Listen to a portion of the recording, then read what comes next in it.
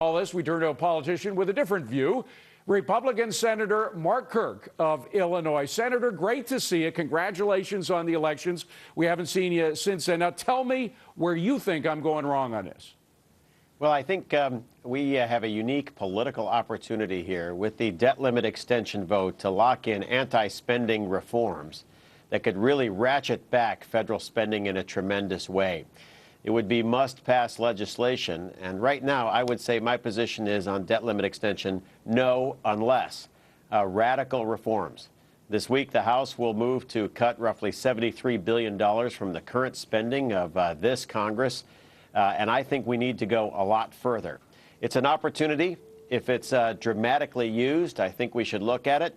On the other hand, if they just want a blank check, I think we should say no. Okay, that's talking about the debt ceiling, and we'll talk about that more in just a minute. But on this idea of states going bankrupt, aren't you just giving politicians another way out? If you allow them to go bankrupt, they won't be forced to make the cuts. They can always choose the bankrupt option. Well, right now, states simply have three options, which my state of Illinois, by the way, is unfortunately using one of them. First option, cut spending. But in big Democratic states like Illinois, they're not for cutting spending at all, which is unfortunate. Second option, raise taxes. In Illinois, they increased the Illinois income tax by 66%. Yeah. But even that increase is not, that economy-killing increase is not enough. And the only thing then that happens if those two options don't work is default. And here's the problem with a default. Let me just stop you there, because I don't accept that. I think there is always a way to cut more. We hear the same talk from New York politicians about, for example, the MTA, our transportation system here in New York, which is terribly corrupt. And instead of getting rid of the corruption, cutting it down to size, they keep taxing us more for it. Aren't there ways, isn't there really, besides default, isn't there really a way to cut expenses even more in Illinois so you don't have to either raise taxes or default? There are, and if we had more fiscally responsible leaders in Illinois, we would be using those options. But the Republicans, the fiscal conservatives, for statewide state office, we lost. And so we face a Greece-like situation where a government and its leaders want to spend more and more and more. And as Margaret Thatcher says, eventually they run out of other people's money. But maybe you should default. Maybe a default. I mean, to tell you the truth, the default in New York City was the thing that snapped New York City out of its complacency. It forced us to get our budgets under control. It also forced a lot of politicians to realize that they had to cut back where they didn't think they could cut back before. And it gave leverage to the cutting politicians over the unions who didn't want any cuts.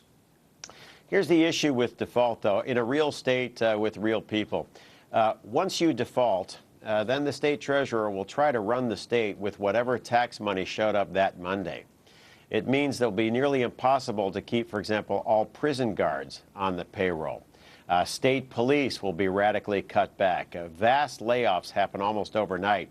I don't know in a default situation how you keep the prisons running in a default. There are severe consequences, not just for any defaulting state, but for the rest of the country when basic services collapse. Let me just show you a quote from the New York State Comptroller. He was asked about bankruptcy. He said, just the availability of a bankruptcy option and the potential bond default could severely damage state credit ratings and destroy the trust of bondholders. Just raising the issue. The best way for states to address their fiscal difficulties is to align recurring spending and revenue, not renege on obligations. Well, that is exactly true if you have wise leaders. But we have many state governments now that have been distinctly unwise, leading to a potential collapse in their ability to borrow other people's money.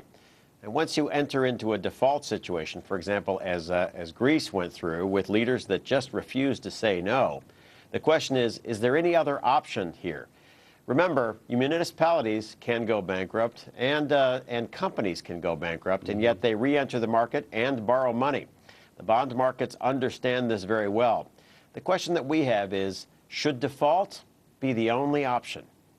And several states may stare at that as if the economy does not improve. Well, again, I think politicians have run out of options, and the fewer options they have right now, the better. But it's a gentleman's disagreement. It's great to see you again, Senator. Thank you for Thank coming you. in. Senator Mark Kirk from the state of Illinois.